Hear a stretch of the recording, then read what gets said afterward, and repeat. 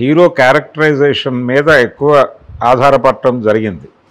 Hero characterisation మీద ఆధారపడటం అనేది సందీప్ రెడ్డి వంగ దగ్గర నుంచి, అంటే పూరి జగన్నాథ్ నిజానికి ఒక ఇన్స్పిరేషన్ అయితే దాని ఎక్స్టెన్షన్లో సందీప్ రెడ్డి వంగ కనిపిస్తాడు. ఇలా యాటిట్యూడు, క్యారెక్టరైజేషను దీని మీద కథ దానంతట అదే వర్కౌట్ అవుతుంది అనేటువంటి ఒక ఫార్ములా నడుస్తోంది. ఆ ఫార్ములాలోకి ఈ సినిమా వెళ్ళింది. అలాగే ఈ మధ్య కాలంలో వస్తున్నటువంటి సినిమాల్లో వైలెన్స్ ఎక్కువ ఉంటుంది అనేది మనకి స్పష్టంగా కనిపిస్తుంది. వైలెన్స్ పెరుగుతోంది. అయితే ఈ వైలెన్స్ని ఆడియన్స్ ఎంజాయ్ చేస్తున్నారు. అంటే యానిమల్ అనేటువంటి సినిమాల్లో విపరీతంగా హింస ఉంది.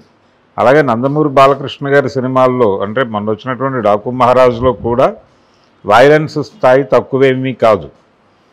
పర్టికులర్గా ఇటీవల కాలంలో వస్తున్న చాలా సినిమాల్లో వైలెన్స్ చాలా బీభత్సమైనటువంటి స్థాయిలో ఉంటుంది.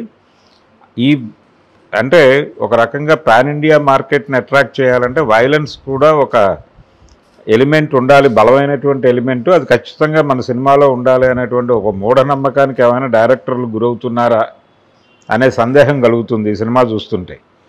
అలా నాని యాక్ట్ చేసినటువంటి, రెండోది నానితో ఒక చిన్న వివరణ కూడా ఇప్పిస్తారు డైరెక్టర్ గారు. అదేంటంటే క్లాస్ చూశారు ఇప్పటిదాకా, నాలో ఒరిజినల్ అది కాదు, ఆ ఒరిజినల్ ఏమిటో ఇప్పుడు మీకు చూపిస్తాను అని చెప్పి ఒక డైలాగ్ ఉంటుంది. అంటే వైలెంట్ పార్ట్ ఆఫ్ నాని అనేది ఈ సినిమాలో ఎస్టాబ్లిష్ చేయబోతున్నాను నేను అనేది శైలేష్ కొలను గారి స్టేట్మెంటు.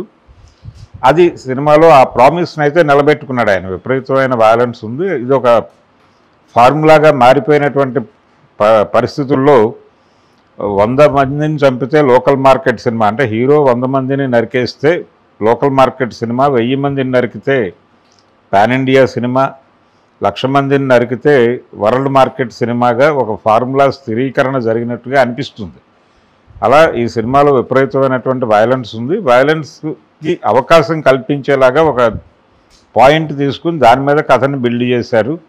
అంటే డార్క్ నెట్లో జరుగుతున్నటువంటి రకరకాల దారుణాలు, అలాగే ఈ మధ్య కంపార్ట్మెంటైజేషన్ అనేది విపరీతంగా జరుగుతోంది. అంటే ఒకే రకమైనటువంటి ఆలోచనలు ఉన్న సమూహాలు ఒక దగ్గరికి గ్రూప్గా ఏర్పడటం అనేటువంటి కల్చర్ ఒకటి మనకి చాలా విస్తృతంగా నడుస్తోంది.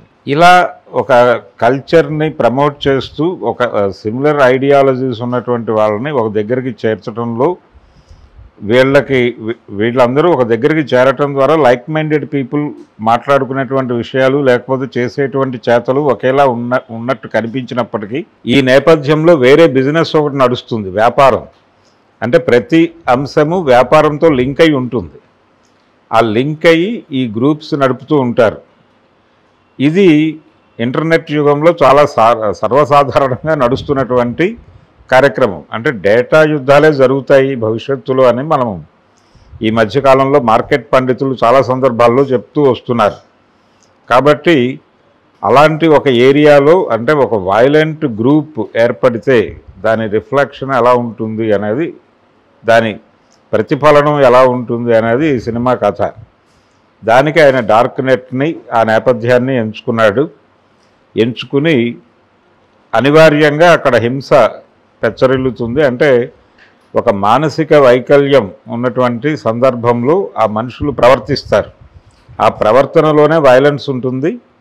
ఆ వైలెన్స్కి రియాక్ట్ అయ్యేటువంటి హీరో క్యారెక్టర్ నుంచి కూడా విపరీతమైనటువంటి వైలెన్స్ జరుగుతుంది. ఇది అనివార్యంగా జరిగేటువంటి ఒక పరిస్థితిగా తయారు చేసి కథని చెప్తాడు డైరెక్టర్. దాంతో వైలెన్స్ స్థాయి పెరిగింది ఈ సినిమాలో. అలా నాని క్లాస్గా కంటే మాసీగా కనిపిస్తాడు. కాకపోతే ఆ వైలెన్స్ని జస్టిఫై చేసేటువంటి ప్రయత్నము డైరెక్టర్ కొంచెం ఎక్కువ దృష్టే పెట్టాడు. అలా నాని నుంచి ఇప్పటివరకు చూడనటువంటి ఒక కొత్త తరహా సినిమాని చూపించే ప్రయత్నం చేశాడు. అలాగే నానిని కూడా ఒక యాటిట్యూడ్ ఉన్నటువంటి ఒక క్యారెక్టరైజేషన్లోకి ప్రవేశపెట్టి కొత్త నానిని పరిచయం చేశాడు. ఇప్పటివరకు ఆయన సినిమాలు ఒక ధోరణిలో, అంటే గతంలో కూడా ఆయన విలన్ షేడ్స్ ఉన్న క్యారెక్టర్ చేశాడు. మోహన్ కృష్ణ ఇంద్రగంటి గారి సినిమాలో ఒక దానిలో వి అనేటువంటి సినిమాలో చేశాడు. అది సుధీర్ బాబు నాని చేసినటువంటి సినిమా. అయితే అది ఒక ధోరణిలో ఉంటుంది. కానీ ఇది మార్కెట్ని క్యాప్చర్ చేసేటువంటి ధోరణిలోనే డిజైనింగ్ జరిగింది ఈ సినిమా. ఇది పాన్ ఇండియా మార్కెట్లోకి తను ప్రవేశించడానికి దసరా నుంచి జరుగుతున్నటువంటి ప్రయత్నాలు ఈ సినిమాతో కొంత వర్కౌట్ అయ్యేటువంటి పరిస్థితి అయితే కనిపించింది.